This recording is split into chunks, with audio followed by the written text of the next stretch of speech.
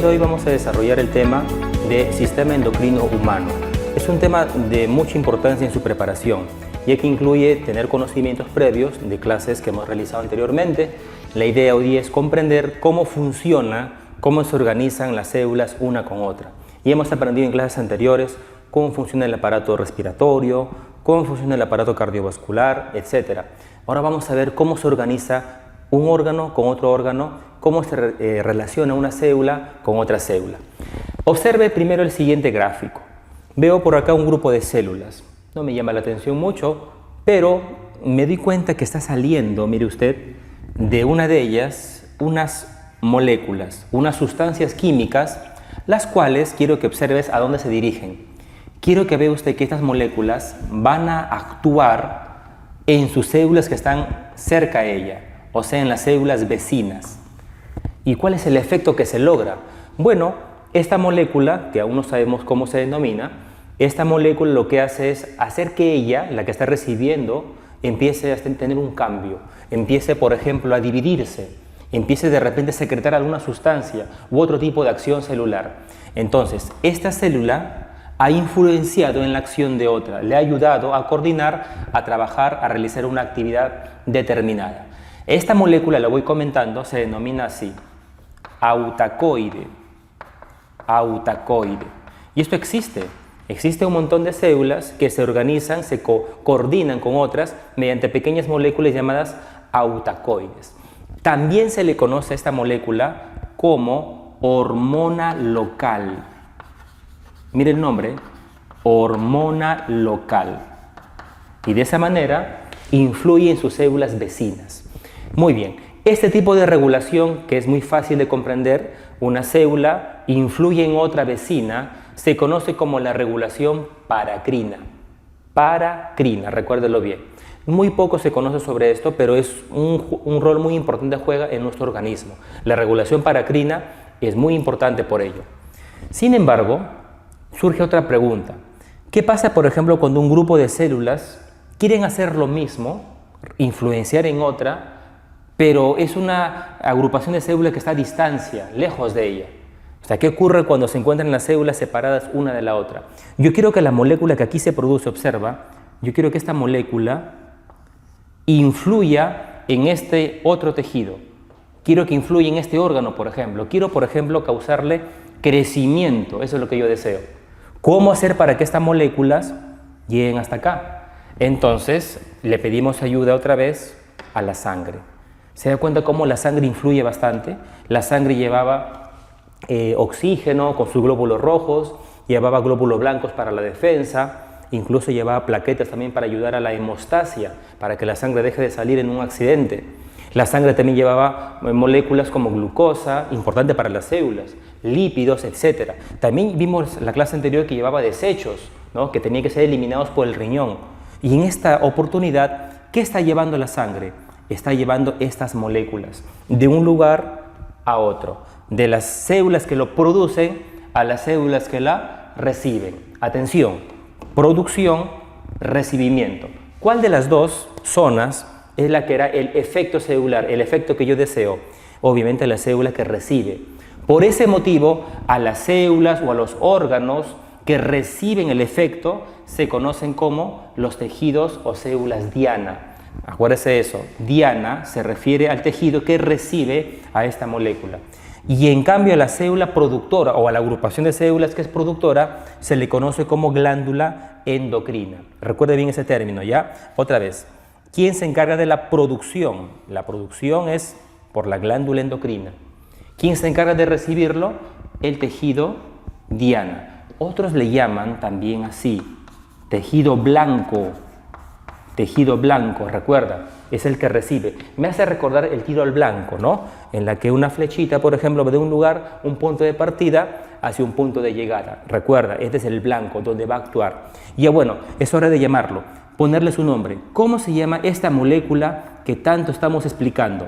Esta molécula que se produce en esta zona y tiene que llegar hasta acá es la famosa hormona. Simplemente hormona. No se confunda con autacoide, que es una hormona local. Creo que se dio cuenta de la diferencia, ¿no? En este sistema llamado paracrino o regulación paracrina no hay sangre.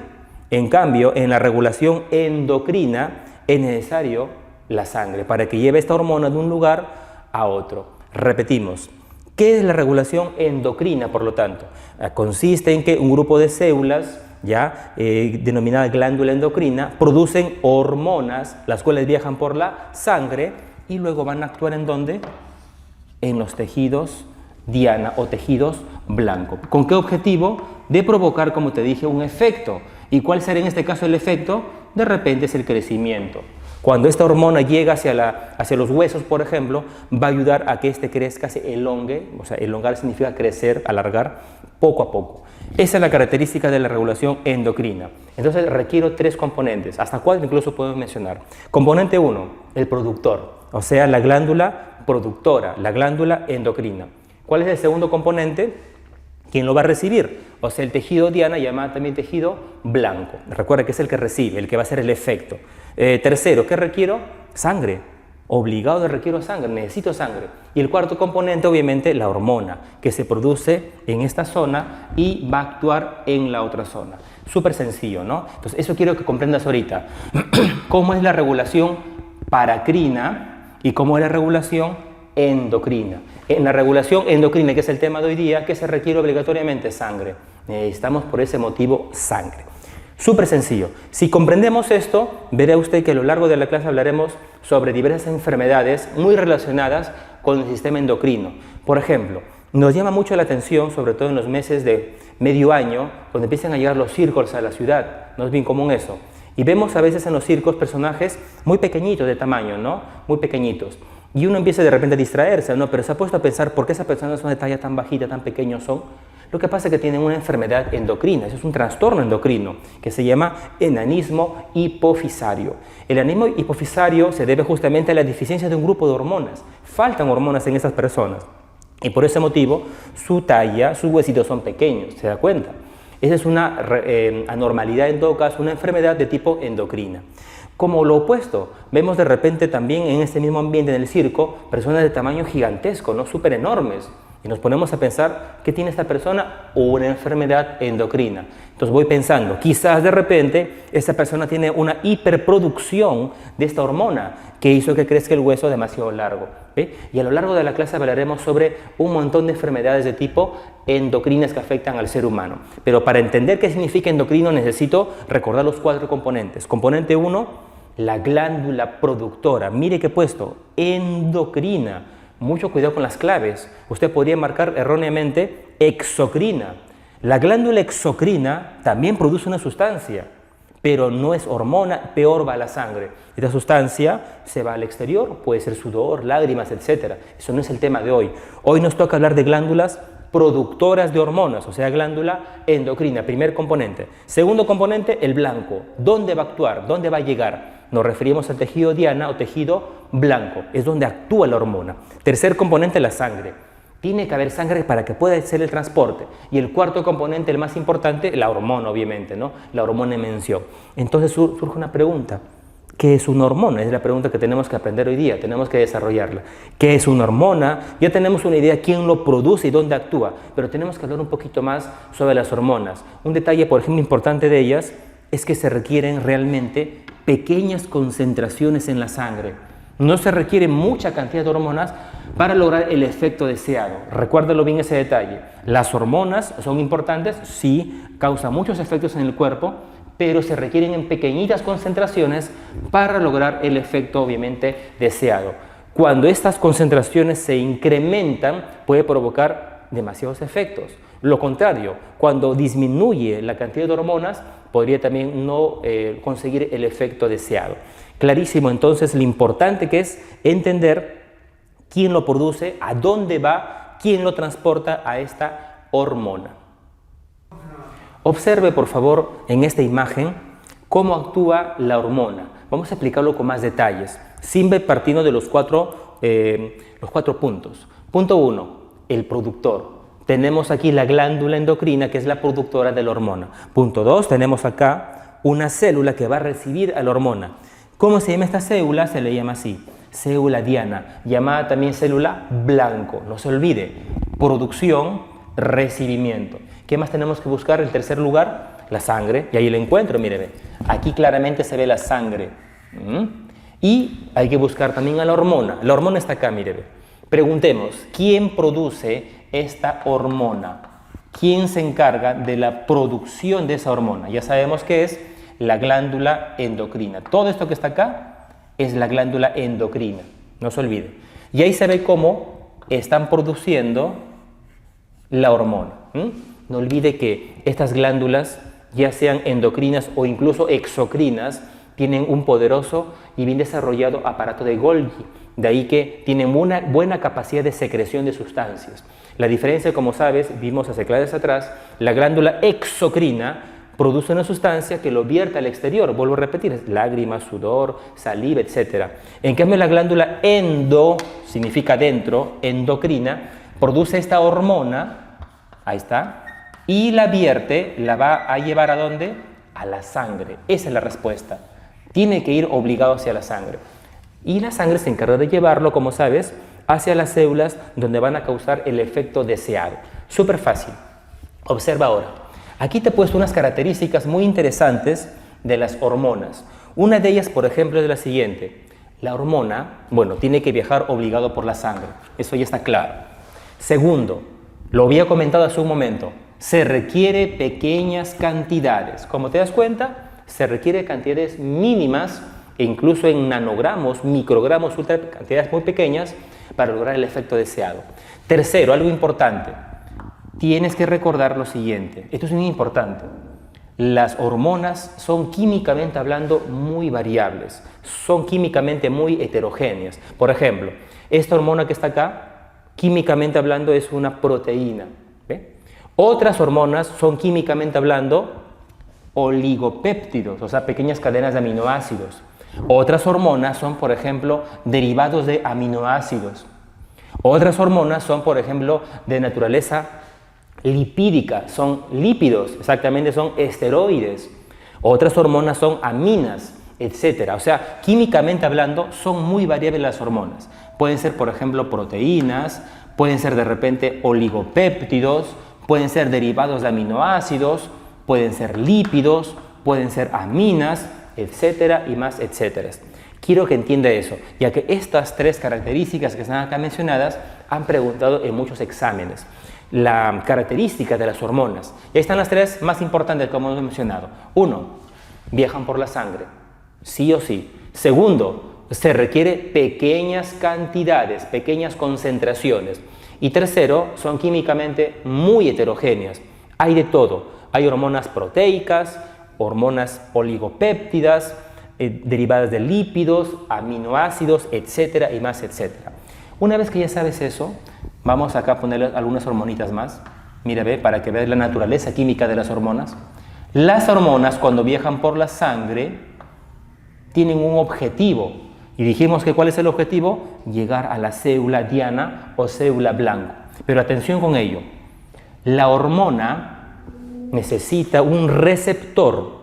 Ese receptor es una molécula, una proteína por lo general, que se encuentra en la célula, en una parte de la célula, esperando que llegue la hormona. Observa bien, justo aquí he dibujado, mire usted, el receptor. Es un receptor específico, porque va a recibir obviamente a una hormona determinada. Mire usted, la hormona se une a su receptor. ¿Qué le parece?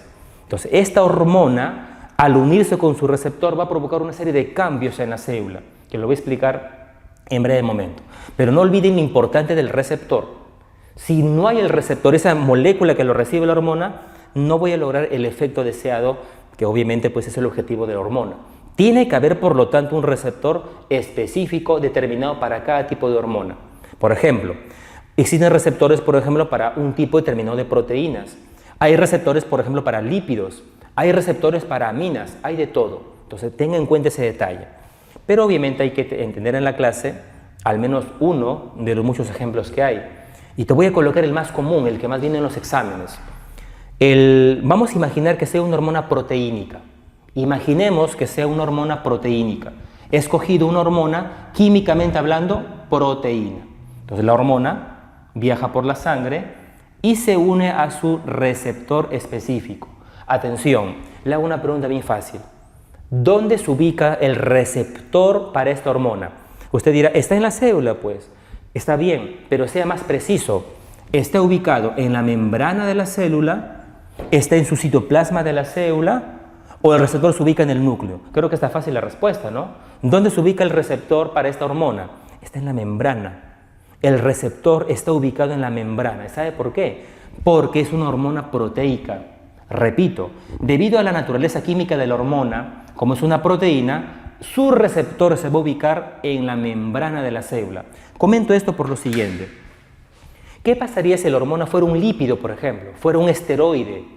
Si la hormona fuera un lípido, un esteroide, una grasa, su receptor no se ubica en la membrana. Incluso la hormona es capaz de atravesar la membrana, burlarse de ella y entrar al citoplasma. Y aquí en el citoplasma recién se encuentra el receptor, imagínate. Otras hormonas incluso más complejas, como las aminas, sus receptores se ubican en el núcleo, imagínate. Se da cuenta, hay de todo. Pero lo que más te van a preguntar sí o sí es la hormona proteica, porque es la más conocida. Entonces, la hormona proteica, recuerda bien, ¿dónde se ubica su receptor? En la membrana de la célula. Una vez que sabes eso, lo demás es fácil. Observa, mire cómo la hormona, acá lo voy a apuntar nuevamente, esto representa la hormona. Observa cómo la hormona se junta con su receptor. Hasta ahí todo bien. Una vez que se juntan, se va a activar una enzima que se ubica en la célula. Esta enzima se llama así, adenilato ciclasa. Recuerda que la terminación asa ya hace referencia a las enzimas. ¿Cómo se llama la enzima? Adenilato ciclasa. Se activó. ¿Por qué se activó esta enzima? Porque el receptor se unió ¿con quién? Con la hormona. ¿Y dónde viene esa hormona? De la sangre. ¿Y cómo llegó la sangre? De esta glándula productora. Recuerda que la glándula es la que produce. Sigamos. ¿Qué cosa hace la adenilato ciclasa? Es una enzima muy importante, ya que empieza a producir una molécula llamada AMP cíclico. AMP, ahí está la C de cíclico. Recuérdalo bien. Esta molécula AMP cíclico es la que finalmente va a hacer todas las actividades celulares que te puedas imaginar. Ella va a provocar, mejor dicho, los efectos o los cambios celulares. ¿Qué le parece? Súper fácil. Entonces, si nos preguntaran, la célula empezó a tener una acción determinada. ¿Quién hizo eso? Fue el AMP cíclico. ¿Pero cómo se produce el AMP cíclico? Usted dice, por la enzima, pues. La enzima adenilato ciclasa. ¿Y cómo se formó ella? Porque el receptor de la célula se unió con la hormona, la cual proviene de la sangre de la glándula específica. ¿Qué le parece? Entonces uno dice, interesante, me pongo a pensar y reflexiona de esta manera. ¿Qué pasaría si hay glándula, hay buena sangre, todo está bien, hay buena hormona, pero falta el receptor? Porque eso ocurre a veces. Hay enfermedades endocrinas en las cuales todo va bien. Hay glándula, buena hormona, buena cantidad, como tiene que ser, buena sangre, pero falla el receptor. No está el receptor. Esta molécula está ausente. De nada vale. Porque no podrá haber esta cascada de eventos y no habrá, por lo tanto, una acción celular específica. Eso ocurre muchas veces, entiende eso desde ahorita. ¿Hay problemas endocrinos? Sí, por dos motivos. Uno, porque no se produce. Y segundo, porque de repente falla el receptor específico. Recuérdalo bien. ¿Cuáles son los problemas más comunes? Falla en la producción o falla porque hay ausencia de receptor específico. En conclusiones, ¿quién fue la primera molécula que dio el mensaje para que se dé este efecto, esta acción celular? Definitivamente fue la hormona, pues. Por ese motivo a la hormona, escúcheme bien, a la hormona en mención, también se le conoce como el primer mensajero. Recuérdalo bien. ¿Quién es el primer mensajero? Es la hormona. ¿Y quién será el segundo mensajero, el que hizo la acción ya en sí? El AMP cíclico. El AMP cíclico se le conoce como el segundo mensajero. Recuerda, ¿cómo se llama? AMP cíclico, ¿ya? Es una molécula que hace un montón de actividades celulares. No se olvide, va a venir en el examen. Primer mensajero, ¿quién es? La hormona. Segundo mensajero, el AMP cíclico. Para que se forme este AMP cíclico, ¿qué necesita? La hormona. Primer mensajero, segundo mensajero. ¿Cuál de los dos hace la actividad celular en sí? El segundo mensajero es el que hace la acción celular. Súper fácil. Y como siempre es importante mencionar algunos ejemplos, obviamente, ¿no? Por ejemplo, uno de los más conocidos es que exista una proteína, una hormona proteica como la insulina, por ejemplo. La insulina es una de las hormonas más conocidas que hay. Esta proteína se produce, el ejemplo es lo mismo, se produce en glándulas de, obviamente, el páncreas, viaja por la sangre, todo va bien hasta ahí, llega hacia las células y siempre hay un receptor para esa insulina. Se hace la unión de la hormona con su receptor y va a provocar una serie de efectos en la célula. El principal efecto va a ser que las células empiecen a recibir el azúcar y va a hacer que poco a poco la glucosa que está alrededor empiece a ingresar poco a poco al interior de la célula. Ese es el efecto. Entonces, eso vamos a explicarlo con más detalle, obviamente, más adelante en la clase, pero un pequeño adelanto para que veas cómo integramos esto. El ejemplo que puse de la hormona insulina. Es químicamente una proteína, ya lo tengo ahí. ¿Quién lo produce? Es la glándula, el páncreas. ¿Viaja por la sangre? Sí. Y se va a transportar por ella y va a llegar hacia las células del cuerpo. Entonces, ¿qué hace la hormona insulina? Se une ¿con quién primero? Con su receptor. La unión con su receptor va a provocar una serie de cambios. ¿Y cuál es el efecto al final? Va a provocar que empiece la glucosa que está alrededor a ingresar. Ese es el efecto. Razonemos. ¿Qué pasaría si es que no hay producción? El problema es acá. Si no hay producción, entonces va a haber una deficiencia de la hormona insulina. Y si no hay insulina, el efecto no se va a realizar. Y toda la glucosa que estaba de repente afuera, circulando por la sangre, no va a poder ingresar al interior de la célula. Ese es el efecto. ¿Cuál sería el otro problema? Sí se produce insulina, sí circula por la sangre, todo va bien hasta ahí, pero falta el receptor. Si no hay receptor, lo mismo que nada. Entonces, al no haber receptor, tampoco va a haber el efecto. Sea por la primera causa o la segunda causa, al final el efecto es el mismo, que la glucosa se quede afuera de la célula y no puede ingresar. ¿Se da cuenta? Entonces quiero que tengas ese enfoque desde ahorita. Los problemas endocrinos pueden ser por dos motivos. Falla en la producción, vuelvo a repetir, o falla en el receptor específico. Resumimos lo siguiente. Este esquema que me dice, nos dice que existen 4 componentes para que se dé el trabajo endocrino. Componente 1, el componente productor. ¿Quién es el productor? La glándula endocrina, no se olvide. Segundo componente, ¿quién lo recibe? ¿Quién se encarga de recibirlo? La célula diana, llamada también célula blanco. Tercer componente, la sangre. Importante la sangre. Y cuarto componente, la hormona. Repasemos las características de la hormona. Primero, viaja por la sangre, ya hemos visto. Segundo, pequeñas cantidades, no se olvide, microgramos, nanogramos, cantidades muy pequeñitas. ¿Químicamente son iguales todas las hormonas? No, son químicamente muy variables. Eso puede venir una pregunta de verdadero y falso. Te puede venir así. Las hormonas son homogéneas, todos son iguales, falsazo, porque son químicamente, mire, hay de todo. Hay proteínas, oligopéptidos, derivados de aminoácidos, lípidos, o sea, esteroides, derivados de aminas, hay de todo. Y no olvide, vuelvo a repetirlo, lo importante de la ubicación del receptor. Si la hormona es una proteína, ¿dónde se ubica su receptor? En la membrana de la célula. Porque como había comentado hace un momento, si es una hormona, por ejemplo, tipo un lípido, su receptor se ubica dentro, en el citoplasma, que no es el caso. Y si fuera una amina, químicamente hablando, su receptor se ubica en el núcleo, no olvide. Entonces, como estamos explicando de una hormona proteica, tiene que unirse a un receptor ubicado en la membrana. Se activa la enzima adenilato ciclasa, se produce AMP cíclico, segundo mensajero recuerda, el cual va a ser los efectos celulares. Teniendo en cuenta esto entonces, quién lo produce, cómo actúa, dónde actúa, verá usted, y vuelvo a repetir, que las enfermedades endocrinas te van a ser muy sencillas de comprender. No olvide, y vuelvo a repetirlo por última vez, ¿qué está fallando en una enfermedad endocrina? Cualquiera que te imagines, una enfermedad de la tiroides, una enfermedad del páncreas, por ejemplo, una enfermedad de repente de los testículos, de los ovarios, que son glándulas endocrinas al final. El problema es, falla en la producción o la falta de receptores específicos para esa hormona determinada. En este esquema voy a explicarte las principales glándulas endocrinas del cuerpo humano. Hay un montón y créeme que sería muy interesante estudiarlas una por una, pero vamos a mencionar las más importantes y sobre todo ubicarlas, aprender a ubicarlas. Por ejemplo, todos conocemos una glándula ubicada a la altura del cuello, por ejemplo. Esta glándula es bien conocida. Esta glándula, la voy a exagerar un poquito ya, tampoco es tan grande, estoy exagerando.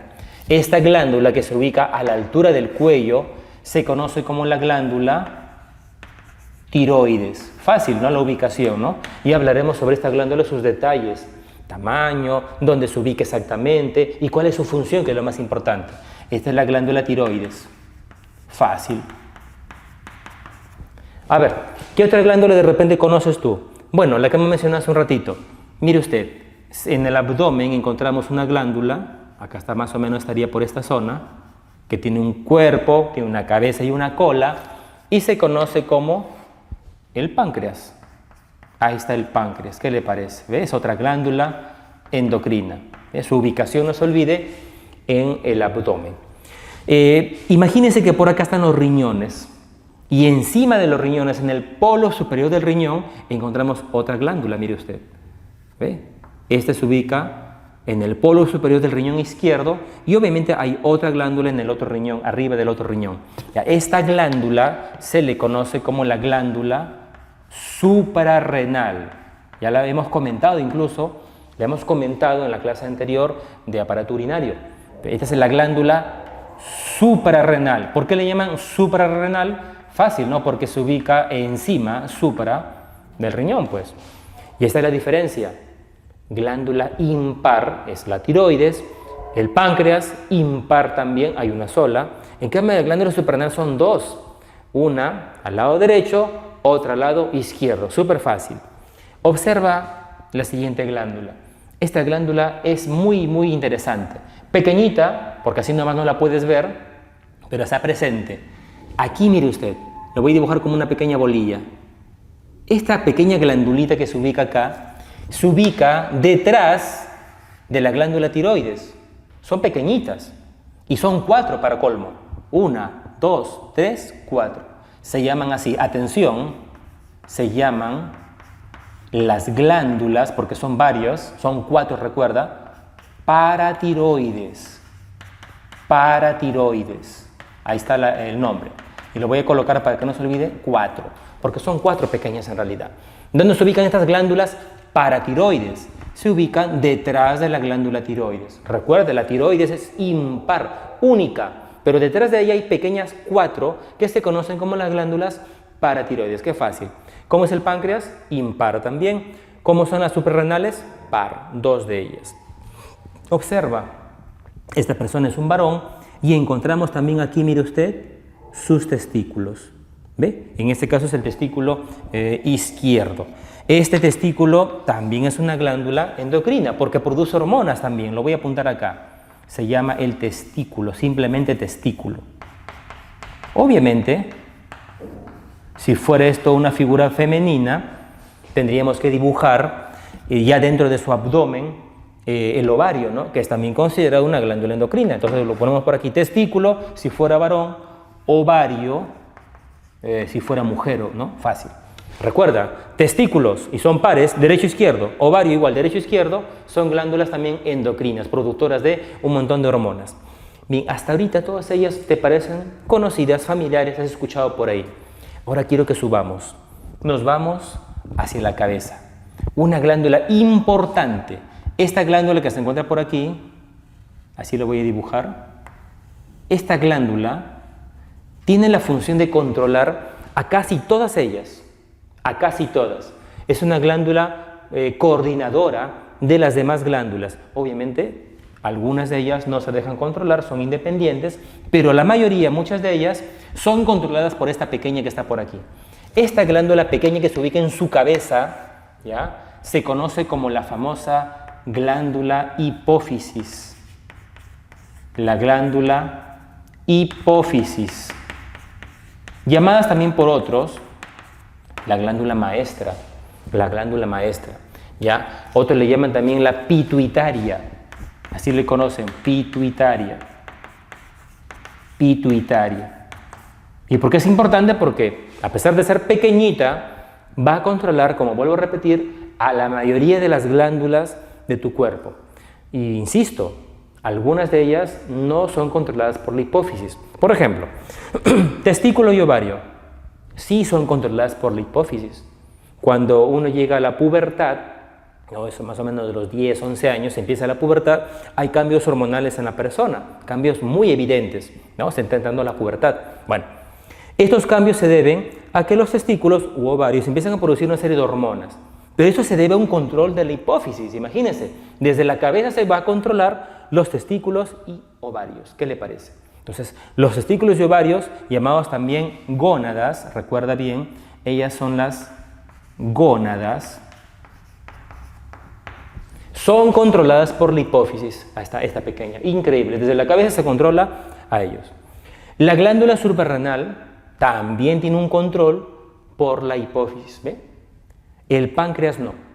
El páncreas es una glándula que yo llamo glándula rebelde. Es una glándula independiente que no quiere tener ningún tipo de control por la hipófisis. Cuidado con la pregunta para el examen.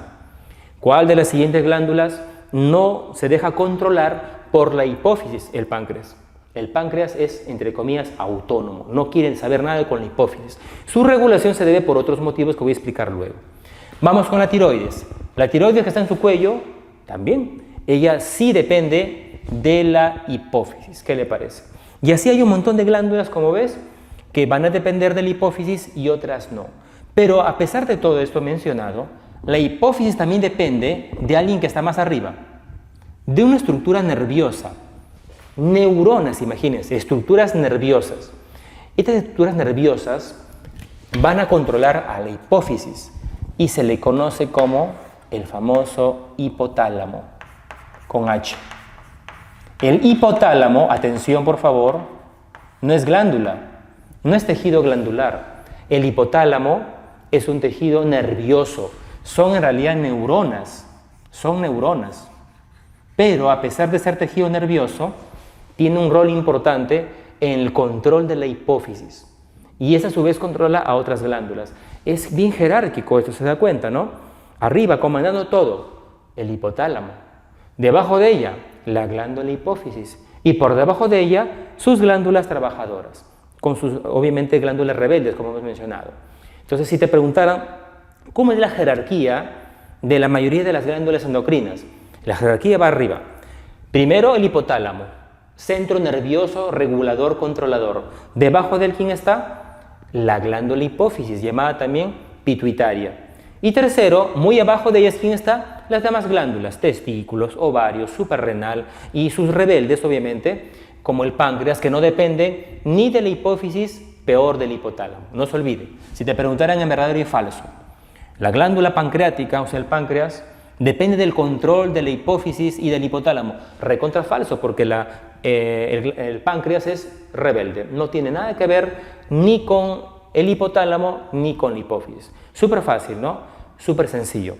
Entonces, ahora que ya sabes todo esto, recién podemos explicar con más detalle cada una de las glándulas. Quiero hacer énfasis sobre todo en cómo se da el control, la regulación, hipotálamo, hipófisis y cualquiera de las glándulas que se encuentran en la periferia. Repetimos, la clase va dirigida básicamente a esto, a entender el control hipotálamo, hipófisis, glándula periférica. Por ejemplo, quiero que me digas a unas glándulas periféricas, hay un montón, pero quiero que me digas las periféricas que dependan de este eje. Puede decirme testículos, puede decirme ovarios, suprarrenal, no me digas páncreas, es una glándula aparte. Dígame las paratiroides, aunque la paratiroide también es una glándula rebelde. La paratiroides, ya lo veremos más adelante, es una glándula también rebelde que su control no muchas veces va ligado de la hipófisis o del hipotálamo. Mejor dígame tiroides, etc. Súper fácil, súper sencillo. Entonces repasemos el eje. Arriba, hipotálamo. Debajo, ¿quién está? La hipófisis. Y más abajito, ¿quién está? Cualquiera de las glándulas periféricas, con excepciones que ya hemos mencionado en la clase. Súper sencillo, ¿no? Entonces así va el eje. Ya quiero que recuerdes esto. Este es el eje que tienes que recordar. El eje es así. El hipotálamo comanda, controla, regula a la hipófisis. Esta a su vez, la hipófisis, controla, comanda, regula a las demás glándulas que se ubican en la periferia del cuerpo, las glándulas periféricas. ¿Se da cuenta? Ya hemos explicado que hay excepciones, ya hemos explicado que hay glándulas que son rebeldes, así que no toda glándula que se ubica en tu cuerpo va a depender de este eje. Este eje va así: hipotálamo, hipófisis, glándula periférica. Eso tienes que recordarlo siempre. Es el hipotálamo que se encuentra arriba en el centro superior más avanzado.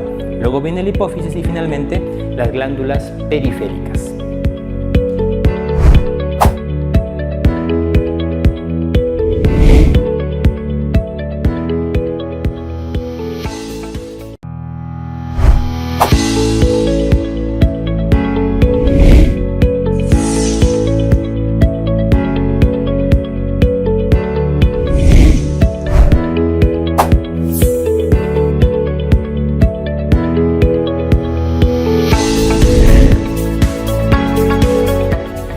Esquema te voy a explicar con más detalle cómo es la regulación entre el hipotálamo, su relación con la hipófisis y algunas glándulas periféricas. Observa esto. Este esquemita tienes que saberlo. Representa lo que se encuentra acá por arriba, el hipotálamo. Recuerda que el hipotálamo, vuelvo a insistir, no son glándulas, no es tejido glandular. El hipotálamo es un tejido nervioso, es una agrupación de neuronas que se ubica en su cabeza, en el diencéfalo, que es la zona basal de su cerebro, el diencéfalo. Y este hipotálamo, formado por neuronas, muchas de ellas van a regular la acción de esta glándula, que es la glándula hipófisis. Entonces, todo lo que se encuentra por aquí, todo esto, todo este paquete, todo esto, es la glándula hipófisis. Lo voy a apuntar acá. Esto representa, por lo tanto, la glándula hipófisis. Pero, como ya se dio cuenta usted, existen dos colores, uno diferente al otro, ¿ve? Para poder diferenciar las dos grandes partes de la hipófisis. Esta parte que se encuentra por aquí, la parte más abultada por llamarla, la parte más prominente, se le conoce como la hipófisis anterior. Fácil, ¿no? Hipófisis anterior. Se llama así porque realmente se ubica en la parte de adelante, ¿no? La parte anterior de su cuerpo. Bueno, esta es más fácil todavía, ¿no? ¿Cómo llamaré la que está por aquí? La hipófisis posterior. Qué sencillo está esto. Hipófisis posterior, ¿no? Eso porque se ubica en la parte de atrás. Y en conjunto forman la pituitaria o simplemente hipófisis. Cambiémosle de nombre. La hipófisis anterior, acuérdate de la letra A, también se le conoce como adenohipófisis. Adenohipófisis. Listo. En cambio, la hipófisis posterior se le conoce como neurohipófisis. Neuro. Ahora sí, atención, ¿ya? Neurohipófisis. Ya, súper fácil. ¿Cuál de las dos partes, observa el gráfico, sencilla la pregunta, tiene mayor relación con el hipotálamo en cuanto a estructuras nerviosas? La neurohipófisis. ¿Por qué? Porque la neurohipófisis tiene conexiones neuronales, con el hipotálamo, que también es una estructura nerviosa. De ahí que se empezó a estudiar y se llegó a la conclusión que ambas partes de la hipófisis tienen orígenes diferentes. El origen de la neurohipófisis, embriológicamente hablando, es muy distinto al origen de la hipófisis, totalmente diferentes. Pero al final se juntan las dos y forman la hipófisis. No se olvide, llamado también pituitaria. Pituitaria. Listo. Ahora sí. Es importante saber las conexiones. ¿Cómo se conexiona, cómo se comunica la hipófisis posterior con el hipotálamo? Bueno, el nombre lo dice todo. Neuro. Existen neuronas, así como lo escuchas, que van a comunicar el hipotálamo con la hipófisis posterior. Entonces nos preguntarán, ¿cómo es la comunicación entre el hipotálamo y la neurohipófisis? La respuesta es mediante axones. Mediante axones neuronales. Fácil, ¿no? mediante axones neuronales. Pero la hipófisis anterior, su comunicación es distinta, es diferente a la posterior. Se comunican por pequeños vasos sanguíneos. Ahí está la clave. Son pequeños vasitos sanguíneos, pequeños capilares, los que van a ayudar a esta comunicación entre el hipotálamo y la hipófisis anterior. Lo voy a apuntar, no se preocupe. Esta comunicación es diferente y se da por pequeños vasitos, por pequeños capilares. Es más, si usted desea, puede apuntar acá el nombre de estos capilares. Se llaman capilares porta. Los capilares porta. Y no olvide, capilares porta. ¿Cuál es la función de los capilares porta? Ayudan a la comunicación entre el hipotálamo y la hipófisis anterior. Sencillo. Muy bien. ¿Qué más tengo que recordar? La ubicación, pues. Muchas veces, de hecho, que van a preguntarle también a usted, nos preguntan la ubicación de la glándula hipófisis. Ya tiene usted una idea. Si sé que el hipotálamo está en la cabeza, sé que se ubica en la base del cerebro, en el diencéfalo, le comento que en la base de su cabeza también hay un hueso. Este hueso tiene una estructura, así como una pequeña cavidad, que recibe la glándula. Esta estructura tiene el nombre de silla turca. Recuerda bien, silla turca, lo voy a apuntar acá. La silla turca, así le conocen. Y el hueso se llama esfenoides, ¿ya? La silla turca del hueso esfenoides.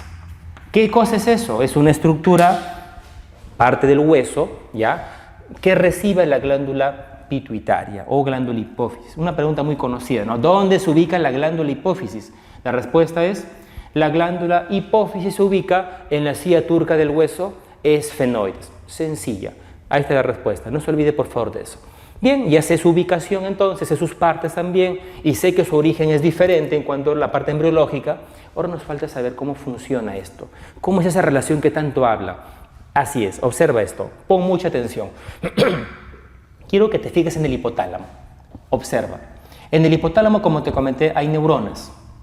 Y las neuronas suelen agruparse. Y se agrupan formando núcleos. Núcleos. ¿Qué son los núcleos? Son agrupaciones de neuronas. Y existe justamente en el hipotálamo un par de núcleos muy conocidos. Lo voy a apuntar por acá. Los núcleos que se ubican en el hipotálamo son los siguientes. Bueno, son numerosos, ¿no? Pero aprende dos aunque sea. El núcleo supraóptico. Supraóptico. Es uno de los más importantes. Y el otro se llama paraventricular. Núcleo supraóptico. Y el otro se llama núcleo paraventricular. Sencillo. ¿Qué son esos núcleos? Agrupaciones de neuronas. Y ahí se producen ciertas hormonas. Aquí se producen algunas hormonas. Observa. Y las hormonas van a viajar aprovechando los axones que acabo de mencionar. Y mira dónde se van a almacenar. Se van a almacenar en la neurohipófisis. Eso es lo interesante de los axones. Se van a ayudar para eso. Y usted empieza a criticar y dice: un momento, veo que acá hay producción, acá hay recibimiento, pero la comunicación no ha sido por la sangre, como expliqué al comienzo. Tiene usted razón. Esta es una pequeña variante de lo explicado al comienzo de la clase, porque en este caso quien ayudó al transporte de la hormona fueron axones. Esa es una pequeña variante, ¿ya? Lo quería mencionar, pero recién en esta parte para que no se me vaya usted a marear. Esta comunicación, por lo tanto, se debe a los axones. Estas dos hormonas que voy a mencionar ahorita se producen aquí y aquí se almacenan y luego se van a distribuir a otras partes del cuerpo. Nos preguntan siempre cómo se llaman esas dos hormonas producidas por el hipotálamo y que mediante los axones neuronales se van a almacenar momentáneamente en hipófisis posterior. Son dos hormonas. Justo voy a sacar ahorita una de ellas. Aquí está. Esta es una de esas hormonas que tenemos que aprendernos hoy día. Y acá se encuentra la segunda. Esta es la segunda. Nuestra tarea de hoy día es aprendernos dos hormonas, vuelvo a repetir, producidas en el hipotálamo, en los núcleos supraóptico y paraventricular. Aquí se producen, viajan por los axones neuronales y se almacenan aquí. Y luego son liberadas a otras partes que voy a explicar ahorita. Muchos tienen este pequeño problema. Creen que estas hormonas que voy a explicar, aquí se producen. No es así. Aquí se almacenan y luego se liberan a otras partes. Aquí se van a almacenar lo que aquí se ha producido. De una vez, ¿cuáles son esas dos hormonas que tanto se está hablando? Una de ellas, esta que está acá, se llama oxitocina. La famosa y bien preguntada oxitocina. O sea que la oxitocina se produce en el hipotálamo. Sí, aquí se produce, en los núcleos que hemos mencionado, supraóptico y paraventricular, sobre todo el paraventricular. Y viaja por los axones y se almacena aquí. Y luego es liberada en su respectivo momento que voy a explicar ahorita. La otra hormona se llama así, vamos a ponerle su nombre, ¿ya? Vasopresina. Vasopresina. Ahí está. Recuérdelo bien, hormona vasopresina. Igualito. ¿Dónde se produce esta hormona? Vamos a seguirla. En el hipotálamo. Entonces, esta flechita que se encuentra aquí te va a hacer acordar que la producción de dichas hormonas es arriba, en el hipotálamo, en los núcleos supraóptico y paraventricular, pero van a almacenarse en la neurohipófisis. ¿Y cuál es su acción de ellas? Aquí está la acción, observa bien. Esta es una figura muy fácil de reconocer para usted. Representa una mujer que está gestando, está una mujer embarazada. Y una mujer gestante tiene dos características muy peculiares. Primero, que sus mamas son grandotas. Las glándulas mamarias están súper desarrolladas, sobre todo en la parte final del embarazo. Estas glándulas, que están por aquí, tienen más o menos las siguientes partes. Observa esto, por favor, ¿ya? La glándula mamaria tiene una parte en la cual se va a producir la leche y una parte que va a conducir la leche. ¿Ya? Esto es la glándula, entonces, mamaria. Glándula mamaria. Y este conducto que se encuentra por aquí, este conducto que está acá, ese tubito, se llama así, conducto galactóforo. Conducto galactóforo. Listo. Creo que es fácil entender dónde se produce la leche. Y la respuesta es aquí, pues está en la glándula. El conducto lo que hace es llevarlo nada más. Y mire, tiene usted suerte. Aquí se encuentra la leche. Ahí está la leche. Se ha producido en esa glándula. Solamente falta que salga nada más, ¿no? Falta que salga esta leche para que alimente al bebé. Entonces, observe esta parte de la mama. Esa es la parte más distal de la mama, la parte más oscurita, ¿no? Lo conocen como el pezón. Bueno. El pezón es una estructura súper fina con ricas terminaciones nerviosas. Y cada vez que el bebé empieza a succionar, estimula este pezón y eso va a hacer que la oxitocina empiece a liberarse. ¿Dónde estaba almacenada? En la neurohipófisis. Entonces viaja la oxitocina hacia la glándula mamaria y empieza a contraer las células para que la leche salga y se vaya al exterior. ¿Qué le parece? Este fenómeno se llama eyección. Eyección de leche, obviamente, ¿no? Eyección de leche materna. ¿Quién se encarga de ayudar a la eyección, la salida de la leche materna? Es la oxitocina, pues. La oxitocina ya fue liberada desde su almacenamiento en la hipófisis posterior. Y la oxitocina lo que hace es contraer la glándula mamaria. Lo que pasa es que en la glándula mamaria hay unas pequeñas células que están acá, mire usted, muy pequeñitas, que van a empezar a contraerse y van a ayudar a que salga la leche expulsada. Estas células se conocen como las células mioepiteliales. Mioepiteliales. Pues ellas se contraen por acción de la hormona oxitocina y la leche empieza a salir y alimenta al bebé. Si se da cuenta y estuvo atento a lo que mencioné, dije algo muy importante. ¿Qué fue necesario para que se libere la oxitocina? Fue la estimulación del pezón. Si no se estimula el pezón, Por más que la leche esté acá grandota, acumulándose acá en la glándula mamaria, no va a salir. Tiene que tener ese estímulo. ¿Y cuál es el mejor estímulo? Es la succión del pezón. La succión del pezón va a estimular a que se libere la oxitocina. Por lo tanto, aquellas mamás que dicen que no tienen leche, en realidad, ¿qué es lo que les falta? Les falta una adecuada estimulación del pezón por parte de la boca del bebé.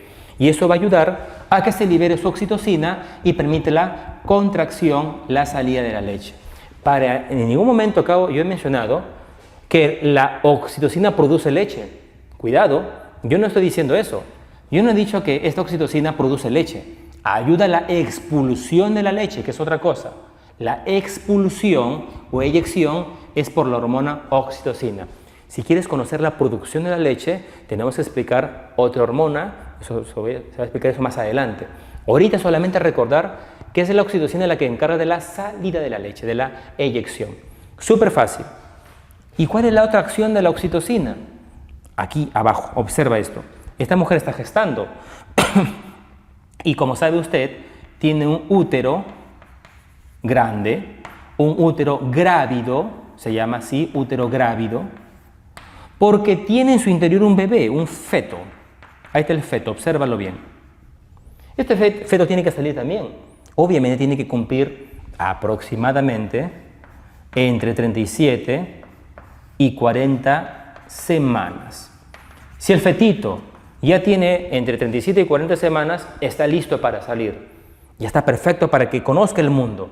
Pero para que ocurra eso, necesito que este útero grávido, formado por músculo liso, empiece a contraerse y se dé la expulsión del bebé, obviamente por el canal vaginal, lo que conocemos con el nombre de parto vaginal. El parto vaginal, por lo tanto, necesita de contracciones uterinas, contracción del músculo liso. ¿Y quién cree usted que hace eso? La misma oxitocina. ¿Se da cuenta? La oxitocina también tiene tarea aquí en el útero, contrae el útero, permitiendo la expulsión del feto. Un feto de 37 a 40 semanas, obviamente. Imagínense que esta contracción ocurriera en la semana 36 de gestación, en la semana 35 de gestación, en la semana 34. Sería terrible, ¿no? Porque el feto estaría muy prematuro. Entonces, por eso es importante que recuerdes esto. Las contracciones uterinas son importantes, sí, son buenas. ¿Lo hace la oxitocina? Sí lo hace, pero entre la semana 37 y 40, que es las semanas adecuadas para que se dé un parto vaginal. Sencillo. Conclusiones. Acá salen varias preguntas. ¿Cuáles son las dos funciones más importantes de la oxitocina? Si se da cuenta, es expulsar. O expulso leche o expulso un bebé.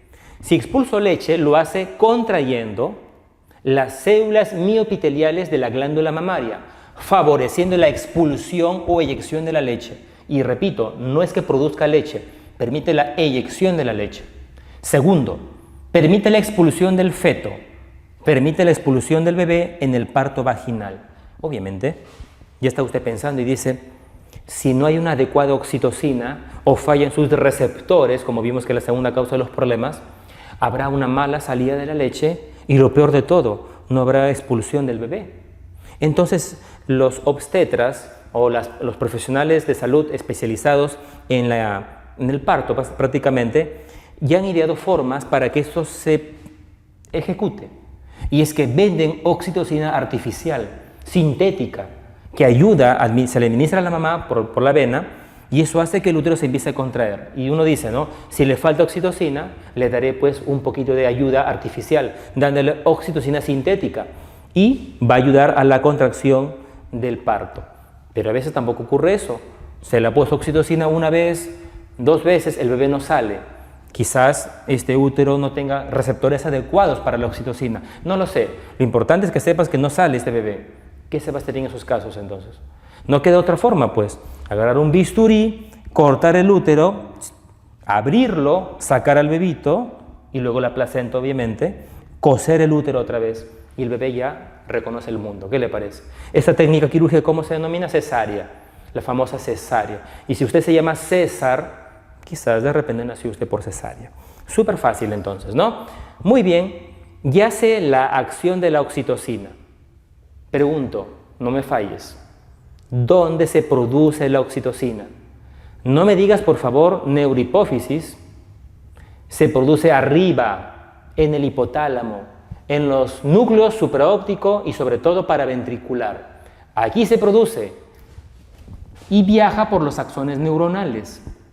Una vez que esos axones terminan su conducción, lo llevan y se almacena en la hipófisis posterior. Y luego se va a liberar según la necesidad, según sea necesario. Y uno dice que, o sea, tengo que esperar todavía para que, esperar una gestación para que esta oxitocina salga. Bueno, sí, eso es correcto. Pero también es importante que sepas que la oxitocina se produce también en momentos en que no estás gestando. Si eres una mujer que me escucha y crees que solamente en la gestante actúa la oxitocina, te comento algo. También el instinto materno, que mucho se habla, el instinto maternal tiene mucho que ver con la hormona oxitocina. Incluso el placer, ya la sensación de sentirse bien, tiene mucho que ver también con la oxitocina. Se están haciendo muchos estudios sobre la oxitocina realmente. Ya tienes una idea de qué funciona. Permite la eyección de la leche, permite el parto por contracciones uterinas, favorece el instinto materno y también sensación de placer, de bienestar. Sencillo. Pero nos falta otra hormona. Nos falta conocer la segunda hormona producida en los núcleos del hipotálamo. Esta segunda hormona, quiero que le pongas mucha atención. Su nombre, vasopresina. Atención. Primero nos ubicamos en el esquema. Esto es un riñón.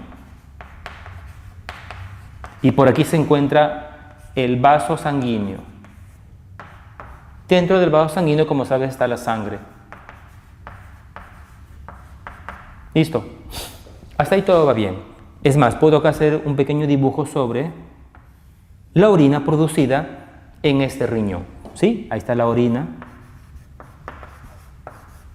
Listo, ya está.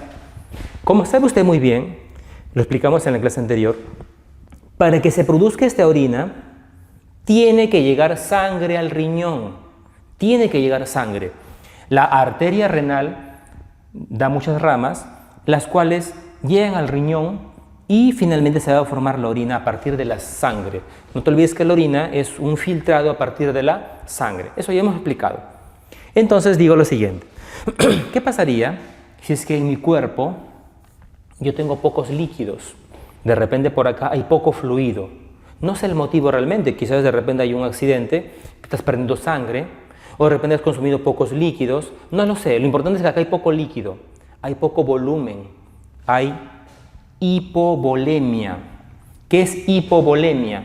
Hipo significa poco, volemia significa volumen. Hay poco volumen de sangre. Las causas no las sé.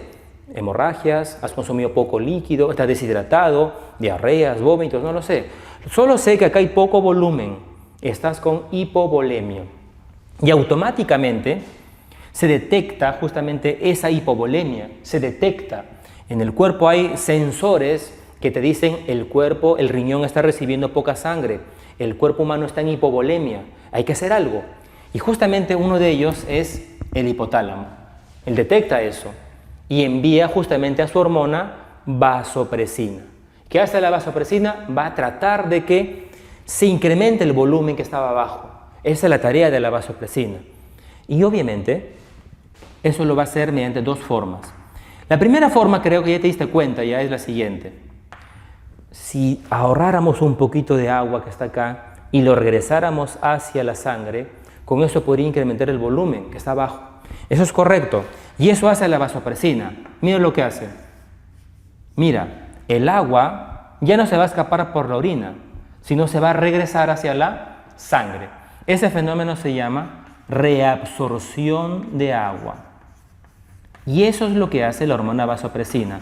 Ayuda a la reabsorción de agua. Al haber reabsorción de agua, te hago una pregunta bien fácil. ¿Usted orinará más o orinará menos? Fácil, ¿no? Vas a orinar menos, pues. Disminuye, por lo tanto, el volumen de orina, porque el agua se ha regresado hacia la sangre, porque el cuerpo lo necesita. Conclusiones. ¿La orina va a ser abundante o va a ser escasa? Va a ser escasa. Va a ser una orina concentrada o diluida. Si estoy que le quito agua, se va a hacer más concentradita, más oscura, ¿no? Usted le llama más cargada incluso. Es una orina, por lo tanto, disminuida en volumen y en concentración. Conclusiones. Tu diuresis, que es el volumen de orina, en 24 horas va a empezar a disminuir. Como sabe usted, ¿cuánto orina al día? Aproximadamente 1.8 litros aproximadamente.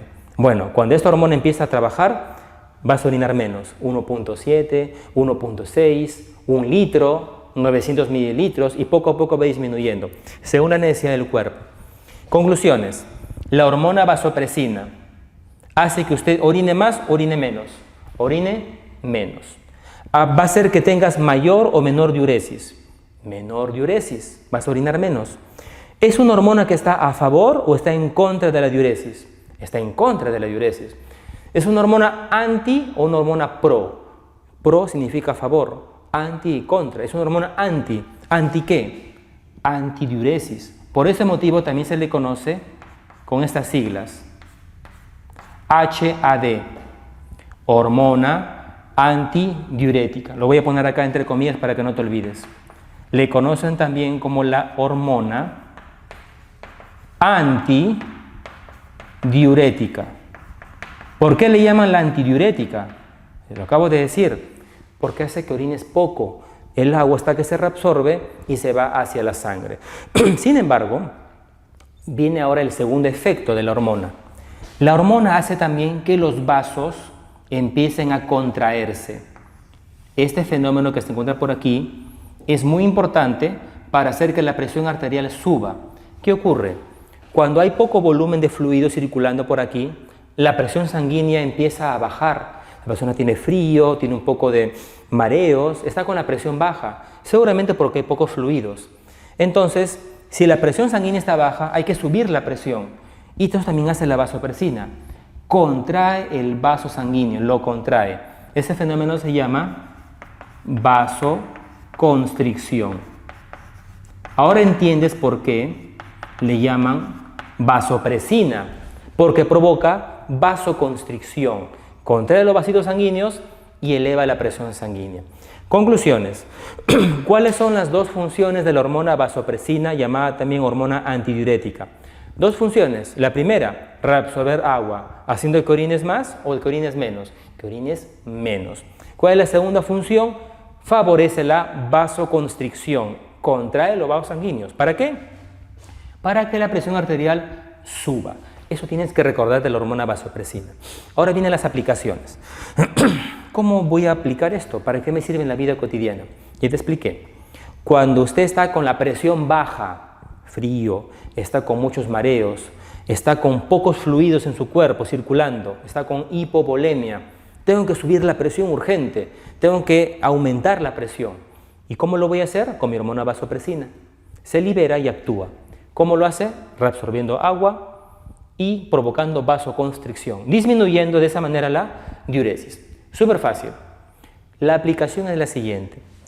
Cada vez, escúcheme, que una persona consume alcohol, ¿sí? Bebidas alcohólicas, el alcohol bloquea momentáneamente la liberación y o producción de vasopresina.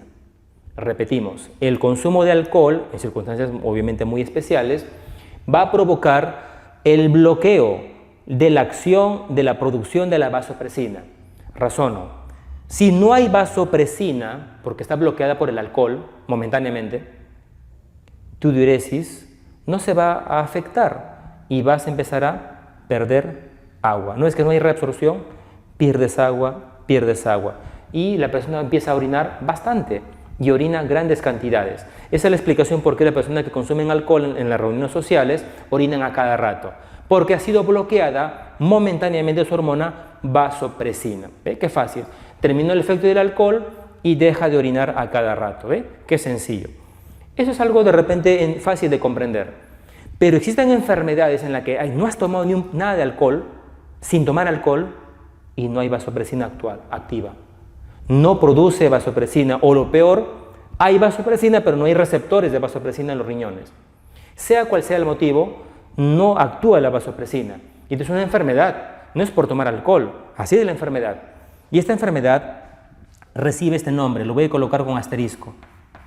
se llama, atención con el nombre, diabetes insípida. No tiene nada que ver con el azúcar, no tiene nada que ver con el páncreas, es una enfermedad totalmente distinta. Se llama diabetes insípida. ¿En qué consiste? En que no se produce vasopresina o en su defecto no hay receptores en sus órganos diana. Al final, ¿cuál es el efecto? ¿Cuál es la consecuencia? La persona orina grandes cantidades, orina 3 litros, 4 litros, 5 litros al día, 7 litros, imagínate, sin parar. ¿Te imaginas cómo estará esa persona? Se orina cada rato, súper deshidratada, súper seca la persona, está que pierde agua en su orina en cantidad. ¿No es que no hay quien lo reabsorba? No hay reabsorción. Eso hace la falta de hormona vasopresina. ¿Cómo se llama esta enfermedad? Diabetes insípida. Vuelvo a repetir, diabetes insípida. Entonces, si alguien por ahí, usted conoce una persona, un familiar, o usted mismo de repente, que orina cantidades, orina grandes litros, está la persona súper sedienta, tiene mucha sed, está deshidratada porque pierde agua, quizás tenga diabetes insípida. ¿Qué es lo que le falta a esa persona? Quizás le falte vasopresina. Y usted está pensando y dice, pero yo sé que la ciencia ha avanzado, seguramente esto ya lo han creado sintéticamente. Es correcto, ya venden, ya comercializan vasopresina, ya venden en spray. Vienen en pequeños frasquitos como spray y se da por vía inhalatoria. Y eso te da el aporte de vasopresina faltante para usted, imagínense. Entonces, ¿podría de repente en su examen preguntarle eso yo? Podría preguntar las personas, los pacientes que tienen diabetes insípida, que orinan 8 litros al día, que están súper sedientos, deshidratados. ¿Qué tratamientos para ellos? La respuesta puede ser la administración de vasopresina sintética, que venden eso, lo venden en el mercado. Se llama desmopresina. La desmopresina es una hormona sintética, lo han comercializado y se utiliza por vía inhalatoria. Interesante, ¿no? Muy bien. Entonces, ¿qué hemos visto hasta ahorita? Hemos visto, hasta lo explicado, que hay dos hormonas, oxitocina y vasopresina, que se han producido aquí arriba en el hipotálamo. Han viajado por los axones neuronales, se han almacenado aquí y se han liberado según la necesidad. Oxitocina para contraer la glándula mamaria y permitir la eyección de la leche materna. Oxitocina para contraer el músculo uterino y permitir el parto vaginal. La vasopresina actuaba aquí, reabsorbiendo agua a nivel renal y también provocando la vasoconstricción. ¿Con qué objetivo? De que orines menos y tengas más volumen en tu sangre y obviamente también mayor presión arterial al haber vasoconstricción. Recuerda que la vasoconstricción trae como consecuencia presión alta. Acá lo voy a colocar. Eleva la presión arterial.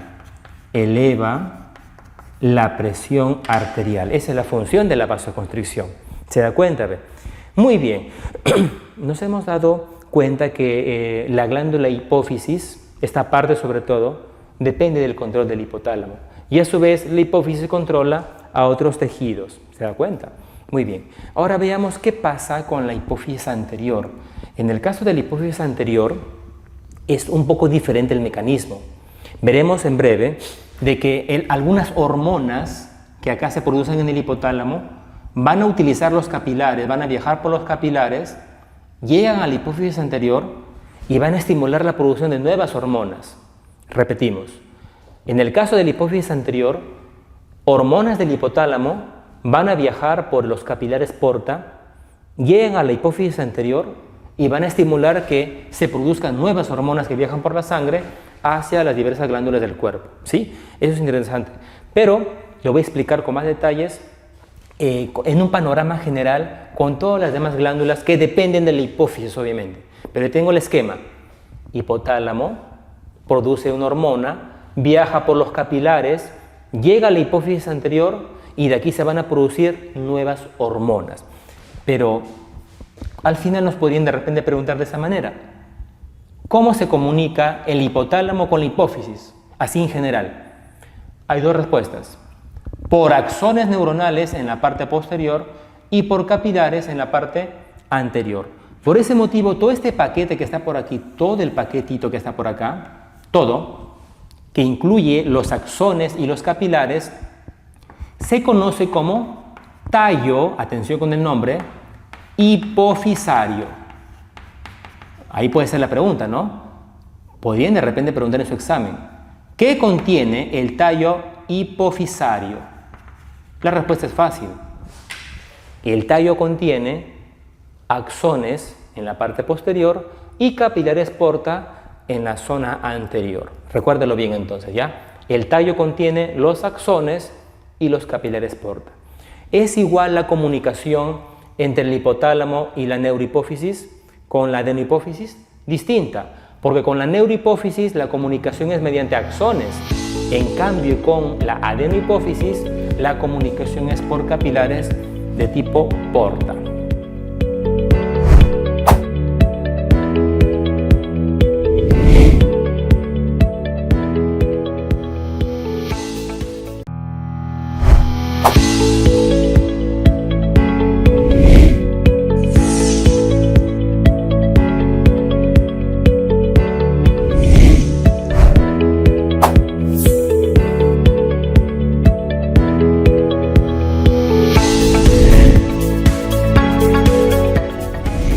En esta parte voy a explicar esta pregunta. ¿Cómo es la regulación endocrina? Y hemos explicado que hay un control mediante el hipotálamo, la hipófisis, glándulas periféricas y tejido obviamente externo. Entonces esto se conoce como el famoso eje hipotálamo, así se llama ya, eje hipotálamo, rayita hipofisario. Hipofisario. Listo. Atención.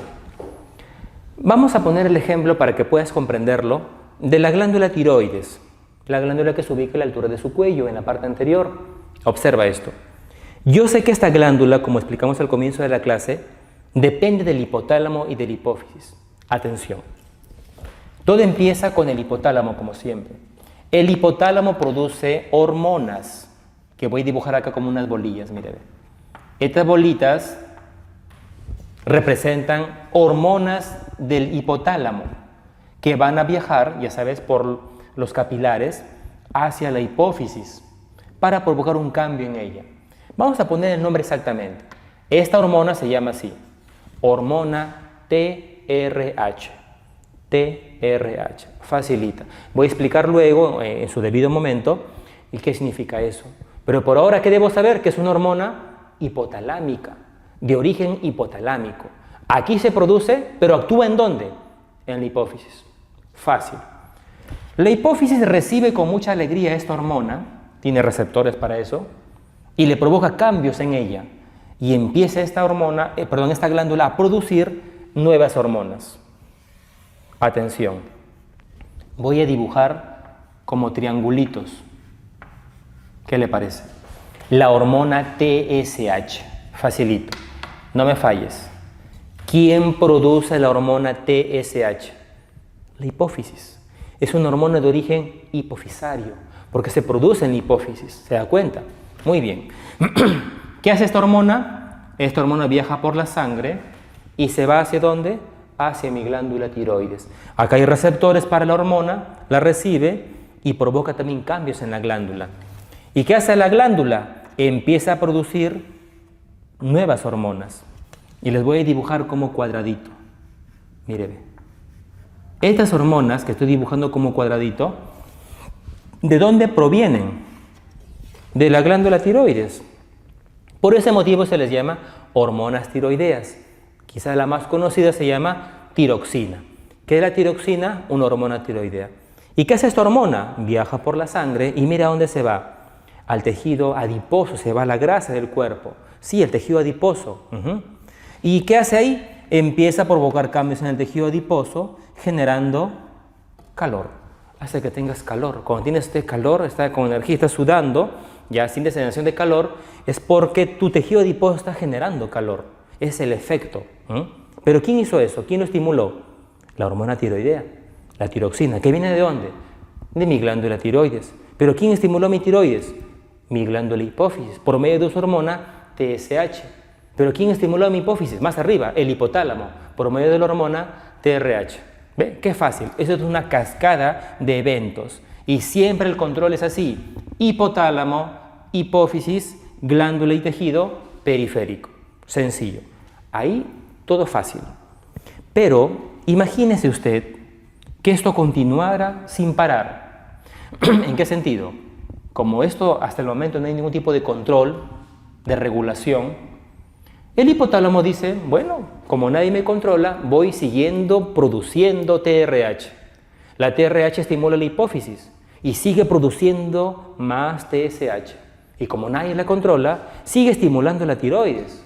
Y esta sigue produciendo hormonas tiroideas como la tiroxina. Y va a provocar más efectos, que es el tejido adiposo, más calor. ¿Y qué tiene la persona? Calor. Tiene demasiado calor, más de lo normal. ¿Cómo corregimos esto? ¿Cómo regulamos esto? Porque si no la persona va a estar demasiado caluroso. Se corrige de esta manera. Atención. Es la misma hormona tiroidea que hace un pequeño cambio. Observa por acá.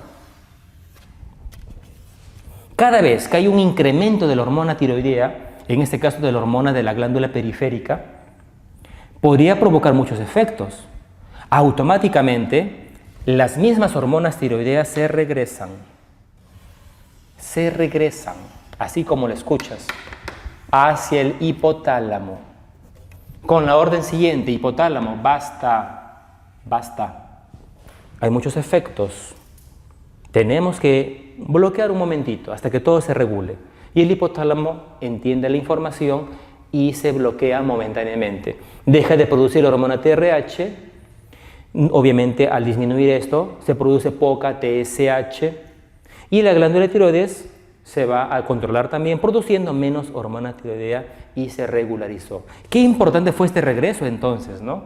Este regreso fue clave para evitar excesivos efectos. Esta regulación se conoce como la famosa retroalimentación negativa. Retroalimentación negativa. Otros le llaman en inglés feedback, pero estamos en castellano. Retroalimentación negativa. ¿Sí? Voy a preguntar entonces en un examen posiblemente. ¿Quién es la hormona de las muchas que hay por aquí que se encarga de realizar el feedback negativo o más fácil, la retroalimentación negativa? ¿Ella hizo el feedback? No. La hormona del hipotálamo no hizo el feedback. La hipófisis con su hormona TSH tampoco. Esta fue la hormona que hizo la retroalimentación negativa. ¿Por qué negativa? Porque lo ha bloqueado. Esta retroalimentación negativa lo hizo la hormona periférica. Recuerda que esta es la hormona periférica, la que va circulando por la sangre. Esta es la hormona periférica, ¿sí? ¿Y cuándo lo hizo? Cuando estaba en bajas o en altas concentraciones. En altas concentraciones. Lo voy a poner acá por si acaso. Cuando se encuentra en altas concentraciones, o sea, en alta cantidad, está mal, porque ¿qué dijimos al comienzo de la clase? ¿Cómo viajan las hormonas? En cantidades pequeñas. Y si ocurriera que hay altas concentraciones, puede provocar problemas.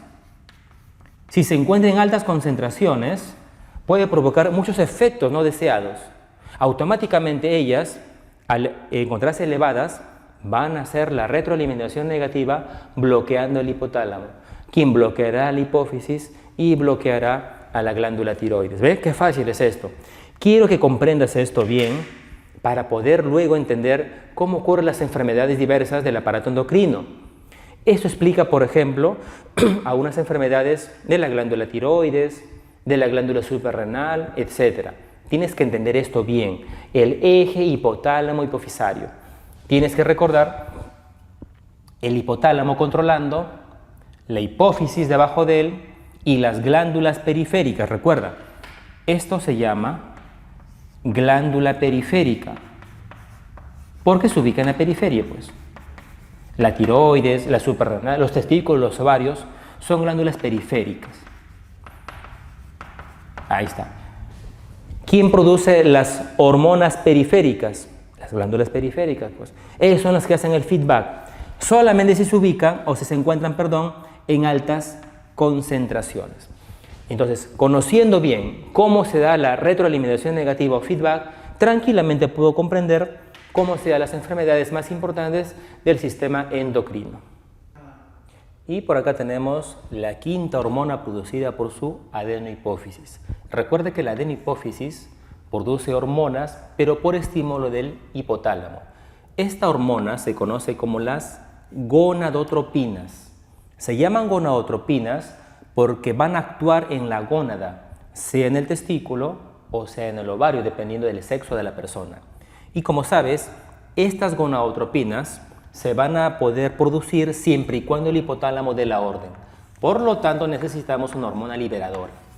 Esta hormona liberadora se produce en el hipotálamo y actúa en la adenohipófisis. Vamos a ponerlo por aquí. Se necesita de la hormona liberadora. Muy bien. ¿Qué hace la gonadotropina? Depende del sexo, si es hombre o si es mujer. Lo importante es que recuerdes que son dos tipos de gonadotropinas. Una se conoce como la FSH y otra se conoce como la LH. Hombre o mujer, los dos tienen las mismas hormonas y las acciones son distintas. Por eso vamos a explicarlo primero en la parte femenina para que lo puedas comprender. Entonces, repasando, son dos tipos de gonadotropinas. Una se llama FSH, otra se llama LH. Vamos a imaginar lo siguiente. La FSH, que es un tipo de gonadotropina, se ha producido en la adenohipófisis y llega hacia el ovario. Imaginemos que la gónada sea el ovario. ¿Qué va a hacer la FSH? Cuando la FSH llega hacia el ovario, lo que hace es lo siguiente. Estimula la maduración de los folículos ováricos. Lo que pasa es que el ovario tiene unos folículos que van a ir madurando progresivamente al pasar los días. Y eso es bueno para la mujer, porque esos folículos al madurar van a liberar posteriormente el ovocito, que es el gameto femenino para la fecundación. Entonces tiene que ser los folículos previamente maduros. ¿Y quién lo hace eso? La hormona FSH. Súper sencillo. Pero ¿qué pasa en el sexo masculino? Imaginemos que la gónada sea ahora un testículo. Bueno, si es un testículo, lo que va a producir lo siguiente, va a ayudar a la producción de espermatozoides. Ese fenómeno se llama espermatogénesis. Recuerda, varón, si me estás escuchando, ¿quién ayuda a estimular la producción de tus espermatozoides?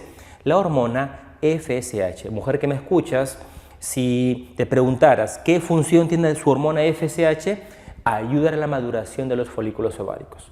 Súper fácil. Y mujer, escúcheme, cada vez que usted madura folículos ováricos, usted libera de su ovario una hormona llamada así, estrógenos. Son hormonas netamente feminizantes. Estrógenos. Repetimos. Los estrógenos son hormonas femeninas producidas por los ovarios. Correcto. Eso ocurre cada vez que hay maduración folicular. ¿Quién te ayudó, mujer, a la liberación de tus estrógenos, que son tan buenos para la mujer? La respuesta es tu hormona FSH. Interesante, ¿no? Ahora veamos qué hace la LH.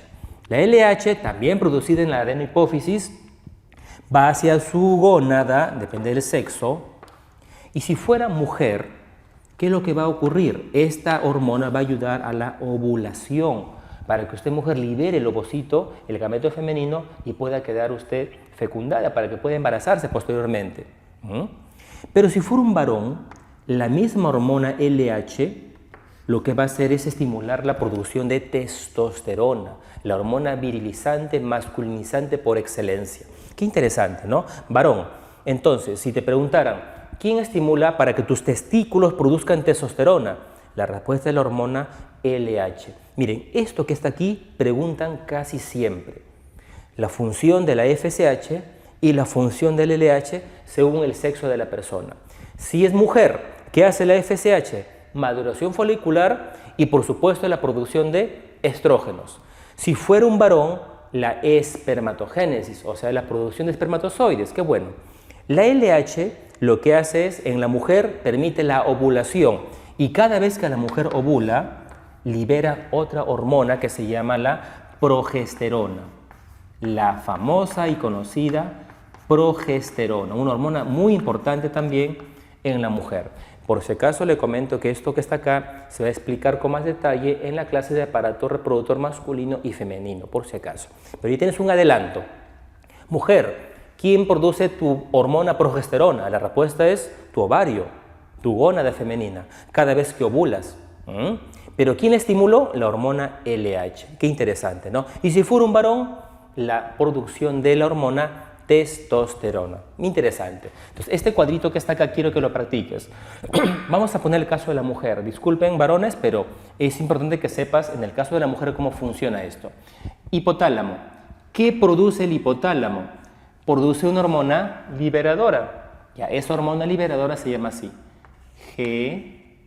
GnRH. Esta GnRH es la hormona liberadora, ya por si acaso, es la hormona liberadora. ¿Qué hace esta hormona liberadora? Se va a su hipófisis. ¿Para qué?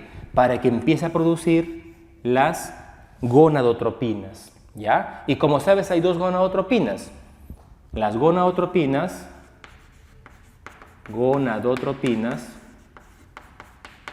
son de dos tipos.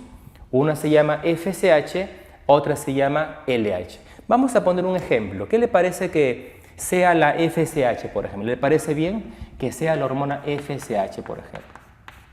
Ya sabe usted qué va a hacer. Si la FSH llegara al ovario, ¿qué hace el ovario? Hemos dicho, empieza a producir estrógeno. Claro, hay maduración folicular y por supuesto la producción de estrógenos. ¿Y qué hacen los estrógenos? Se van hacia el útero de la mujer, hacer obviamente que éste empiece a llenarse de sangre progresivamente. Interesante, para una posterior menstruación. Y también lo que hace es el estrógeno y es el cuerpo femenino para dar las características femeninas que son muy conocidas obviamente. ¿Qué le parece? Pero este mismo estrógeno, cuando se encuentra en cantidad excesivamente elevada, mire lo que hace. El estrógeno se regresa hacia el hipotálamo. Se regresa, escúcheme. El estrógeno no puede actuar demasiado sobre el útero. ¿Por qué? Imagínense, el útero va a empezar a aumentar de tamaño, ¿ya? Y va a tener obviamente un grosor tremendo lleno de sangre en su interior y la sangre no va a poder ser eliminada en la menstruación. Eso ocurre cuando hay excesivo estrógeno. Entonces esto hay que inhibirlo. El estrógeno se regresa hacia el hipotálamo con la orden de inhibir al hipotálamo. Ya no se produce GnRH, ya no se producen gonadotropinas y empiezan a bajar los niveles de estrógenos. Y cuando bajan los niveles de estrógenos, empieza ya el útero a liberar esa sangre acumulada y ese fenómeno se llama la menstruación. Interesante, ¿no? Recuerda que este regreso se conoce como el famosísimo feedback negativo. ¿Ya? Feedback negativo. Bueno, como vuelvo a repetirte, esto lo vamos a explicar con más detalle en clases posteriores. Ahorita lo que interesa es lo siguiente, que sepa distinguir usted la gónada masculina y la gónada femenina. Si es una mujer, esto será pues el ovario. Y tu FSH y LH van a actuar de distinta manera.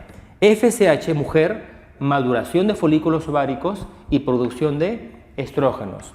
Si fuera un varón, dijimos que va a haber producción de espermatozoides, espermatogénesis. LH va a estimular la ovulación y la liberación de progesterona. Pero, si fuera un varón, va a ayudar a la síntesis de la hormona testosterona. Y para terminar tenemos el grupo de las hormonas rebeldes, llamadas así, ¿por qué? Como te das cuenta, no hay hipotálamo, no hay hipófisis, ellas actúan de una manera independiente, sin el control de la hipófisis, peor del hipotálamo. Y tenemos acá, mire usted, la glándula tiroides. Y usted dice, pero no puede ser porque usted ha explicado que la tiroides sí depende. Correcto, pero existe, dijimos, unas células llamadas las células parafoliculares, ¿se acuerda? Alrededor de los folículos. Ellas son rebeldes y producen una hormona llamada así, calcitonina. Calcitonina. En breve voy a explicar para qué sirve la calcitonina. Pero tienes una idea, me suena a calcio, tiene que ver con el metabolismo del calcio. Ahorita lo explico. Ahora observe, detrás de la glándula tiroides, recuerda que esta es la tiroides, la roja, detrás existen 4 pequeñas glandulitas, mire usted, 1, 2, 3, 4. ¿Qué le parece? Esas glándulas se conocen como las glándulas paratiroides. Mucho cuidado. Las glándulas paratiroides producen una hormona que se llama así, la paratormona. La paratormona. Por favor, le pido mucha concentración en esta parte y no confundirse con calcitonina y paratormona. Cuidado. ¿Quién produce la calcitonina? La calcitonina lo producen las células parafoliculares de mi glándula tiroides. ¿Quién produce en cambio la paratormona? Lo producen las glándulas paratiroides, que se ubican detrás de la glándula tiroides. Por favor, no confundirse. Y esas dos hormonas actúan de manera antagónica. ¿Qué significa antagónica? De manera opuesta, por eso lo subrayo aquí. Y la mejor forma de comprender cómo actúa es en el siguiente esquema. Observa bien. Esto representa el hueso, como te das cuenta, es el esquema de un huesito. ¿Ya? Esto representa el duodeno. Esto es el duodeno. ¿Ya? Facilito, ¿no? Y esto representa el riñón. ¿Fácil hasta ahí? Muy bien. Esto es la sangre. Un vaso sanguíneo con sangre. ¿Ya se ubicó? Perfecto. Veamos la acción de la calcitonina. Ya sabe dónde se produce. En las células parafoliculares de la glándula tiroides, sin control de hipófisis ni de hipotálamo. Vamos a imaginar lo siguiente. Imagínese que usted acaba de consumir leche, de repente productos lácteos, yogur, queso, mantequilla, con bastante calcio. Ese calcio va a llegar a su sangre. Todo bien hasta ahí. Súper fácil. Ahora es momento de que el calcio entre a sus huesitos, porque ahí es necesario. Calcio pasa a los huesos, ayuda a formar buenos huesos. Calcio, por favor, pase al músculo para que ayude a la contracción. Calcio entre a las neuronas, porque ahí se requiere también. Eso es la acción de la calcitonina. La calcitonina estimula justamente eso, que el calcio de la sangre entre a los tejidos. Por lo tanto, va a haber mayor calcio o menor calcio en su sangre. Repetimos, si el calcio está entrando a las células, a los huesitos, a los músculos, a las neuronas, habrá mayor o menor cantidad de calcio en su sangre. Menos, obviamente. Por ese motivo tenemos la respuesta. La calcitonina, dos puntos, tiene acción hipocalcemiante. ¿Por qué hipocalcemiante? Porque disminuye el calcio en la sangre. Poco a poco lo va disminuyendo su calcio. ¿A dónde lo introduce? A los tejidos, huesos, músculos, tejido nervioso. Qué interesante. Súper sencillo está eso. Ahora viene la acción de la paratormona. Todo lo contrario. La paratormona se va a liberar cada vez que en su sangre haya poquito calcio. Si en la sangre hay poco calcio, ahí también causa problemas. Necesito entonces calcio en la sangre. ¿De dónde puedo sacarlo? Del hueso, pues. Entonces, miren lo que hace la paratormona. Lo que hace es sacar calcio de los huesitos. Ese fenómeno se llama resorción ósea. ¿Cómo se llama ese fenómeno? Resorción ósea. Lo voy a apuntar acá por si acaso, ¿ya? Resorción ósea. Con mucho cuidado, obviamente, porque si hubiera mucha paratormona podría provocar una descalcificación de su huesito. El hueso se puede quebrar, incluso se puede fracturar. Entonces, esto hace la paratormona. Todo lo contrario, que el calcio vaya del huesito hacia la sangre. No olvide, por favor, esto ¿quién lo hace? La paratormona. Ahora, no solamente la paratormona saca calcio de los huesitos, también lo saca del duodeno. Sí, del duodeno también se va hacia la sangre. Muy interesante, ¿no? Ese fenómeno se llama absorción intestinal. Lo voy a poner por acá. Ese fenómeno se llama absorción intestinal. Y así el calcio va hacia la sangre. Y no conforme la paratormona, también lo saca de los riñones, imagínate. Usted está a punto de botar calcio por los orines. Y la paratormona dice, no, calcio, por favor, venga para acá. Todo a la sangre. ¿Cómo se llama ese fenómeno? Lo voy a poner por acá. Reabsorción. Se llama el fenómeno de la reabsorción renal. Pero el riñón también obviamente necesita eliminar algo. ¿Sabes qué elimina? Fosfatos. Esta es la P de fósforo para que te acuerdes. Calcio, regresa a la sangre. Fósforo o fosfato, elimínese por la orina. Eso hace la paratormona. Repito, la paratormona hace todo lo posible para que usted tenga más calcio en su sangre. Observa, mírate. La paratormona hace que tengas más calcio en la sangre. ¿De dónde lo saca? 3 lugares. Del huesito, del intestino y del riñón. Del huesito estimula que los macrófagos, recuerda que son células, son glóbulos blancos modificados, empiecen a liberar enzimas que van poco a poco degradando el hueso y todo el calcio se va hacia la sangre. En el intestino hace que se absorba el calcio de la dieta y en el riñón hace que se reabsorba el calcio pero que se pierda fosfato en la orina. Como te das cuenta, sea por este motivo, este u otro, ¿qué pasa con el calcio en la sangre? Se eleva. Conclusiones. ¿Qué función tiene, por lo tanto, la paratormona? 2 puntos. Acción hipercalcemiante. ¿Por qué le llaman hipercalcemiante? Porque eleva el calcio en la sangre. Como se da cuenta usted, calcitonina y paratormona, acciones totalmente distintas. Una me baja el calcio, otra me sube el calcio. Antagonismo hormonal, acciones diferentes. Ahora, podrían de repente preguntarle en el examen, ahora que estamos en las preguntas de razonamiento biológico, así le llaman ahora, podrían preguntarle así: ¿qué pasaría si un paciente tiene un tumor en su glándula paratiroides, hiperproductor de paratormona? Hay mucha paratormona. Si hay mucha paratormona, pobre hueso, porque todo el calcio del huesito se va ¿a dónde? Hacia la sangre, pero a expensas del huesito, que puede provocar descalcificación y ruptura o fractura. Interesante, ¿no? Muy bien. Dígame, ¿en qué momento participó con la hipófisis o el hipotálamo? Nada que ver. Son hormonas rebeldes, hormonas independientes. Lo mismo ocurre con el páncreas, una glándula maravillosa. Este páncreas tiene cerca de su colita unas agrupaciones de células, así, mire, unas agrupaciones de células que se conocen, ahí están, y hay muchas más, por favor, se conocen como los islotes, mire el nombre, de Langerhans. ¿Ya? Islotes de Langerhans. Estos islotes, escúcheme bien, tienen 2 tipos de células. Una por aquí, otra por acá. Las células alfa, así lo voy a colocar, las células alfa, y las famosísimas y preguntadas células beta. Ahí está, tienes que practicar eso. Las células alfa y las células beta. Las células alfa van a producir una hormona que se conoce como glucagón. Glucagón. Recuérdelo bien. Y las células beta, esta es la que más preguntan, produce la hormona llamada insulina. ¿Ya ves? Ahí está la insulina. ¿Te suena insulina, no? Ahí está, pues. Repetimos. ¿Quién produce el glucagón? Una hormona importante. Las células alfa de mi islote. ¿Quién produce la insulina? La célula beta del islote. Recuérdelo bien. ¿Y qué hacen estas hormonas?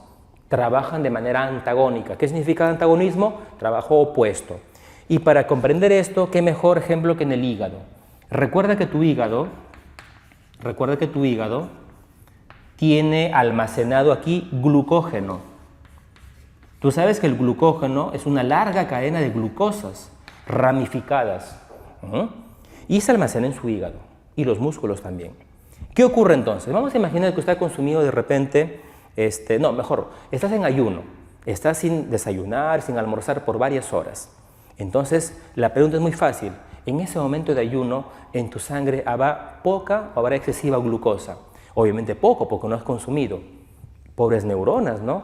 ¿Cómo van a trabajar ahora? Tranquilo, no se preocupe. Saquemos de las reservas, pues. Y justamente el glucógeno ayuda ahí.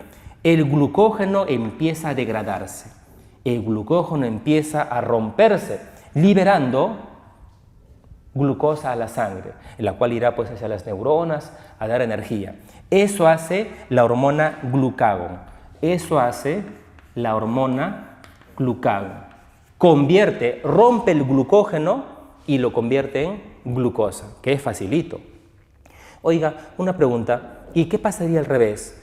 Yo acabo de desayunar, he almorzado, he consumido bastantes jugos dulces y tengo la sangre llena de glucosa. Bueno, pues un poco será utilizado para darle energía y el resto hay que almacenarla. Glucosa, entre por favor al hígado y conviértase en glucógeno. Eso hace la insulina. ¿Te das cuenta? La insulina hace lo contrario. Hace que la glucosa pase de la sangre pase hacia los tejidos. Correcto. Conclusiones. ¿Quién hace que tengas más glucosa? Ahí está la flechita. Más glucosa en tu sangre. El glucagón, convirtiendo, rompiendo, transformando el glucógeno en glucosa. ¡Qué fácil! Ahora viene la pregunta. ¿Quién hace que tengas poca glucosa en la sangre? Porque todo lo mete hacia el hígado para convertirlo en glucógeno. La insulina. Ahí está la respuesta. Aquí está la respuesta. Glucagón, así, tiene acción hiperglicemiante porque eleva la glucosa en la sangre. En cambio, la insulina, pregunta de examen, esta es la que más preguntan, 2 puntos, tiene acción hipoglicemiante. ¿Por qué hipoglicemiante? Porque disminuye los niveles de glucosa. Como sabe usted, hay personas que tienen problemas en su páncreas, no producen adecuadamente la hormona insulina, su célula beta no está funcionando bien. Entonces, si no hay insulina en esta persona, todo lo que consume en su dieta, arroz, fideos, azúcares, etcétera, toda esa rica glucosa, ¿podrá o no podrá ingresar hacia el hígado a almacenarse? No puede, pues, imagínate. Y toda la glucosa se va quedando ¿en dónde? En la sangre. Qué terrible, ¿no? Porque la sangre estará llena de glucosa, porque no puede ingresar, pero quienes sufren son los tejidos, que dependen, obviamente, de esta glucosa. ¿Cómo se llama esta enfermedad, por cierto? Hay bastante glucosa en la sangre por falta de insulina. La diabetes mellitus. Diabetes mellitus, con M. Meli significa dulce, recuerda. Y que estas personas tienen demasiada glucosa en la sangre, como acabo de explicar. Estas personas tienen 3 características muy conocidas. Orinan demasiado. ¿Por qué? Porque la glucosa en excesiva cantidad se va hacia los riñones, se empieza a perder glucosa en la orina y esto jala agua y hace que orine más la persona, orina cada rato. Tiene, en segundo lugar, bastante sed. La persona con diabetes tiene excesiva sed, toma bastante agua, tiene mucha sed. Y la tercera, come demasiado, tiene mucha hambre la persona. Las 3 polis. Poliuria, orina demasiado. Polidipsia, tiene mucha sed. Polifagia, tiene mucha hambre. Y esta persona también tiene características, obviamente, de tener en cualquier momento de su vida una crisis por falta de insulina. Tiene dolor abdominal tremendo, la persona tiene mucha confusión, mucho mareo en su cabecita y la persona incluso tiene un olor característico en su boquita, un olor como manzanas, Muy bien, la conclusión de esto es que quiero que entiendas que existen 2, hasta más incluso, grupos de hormonas rebeldes, siempre independientemente de la acción del hipotálamo o de la hipófisis. Hay muchas más. Créame que existen más hormonas rebeldes. Acá mencionamos algunas, la calcitonina, la paratormona, el glucagón y la insulina, pero hay muchas más que poco a poco ya iremos aprendiendo en el camino. Ahora quiero que enfatices bien sobre todo la acción rival opuesta de la calcitonina contra la paratormona. Ahí te van a preguntar en el examen eso. Y la acción rival entre el glucagón y por supuesto la hormona insulina.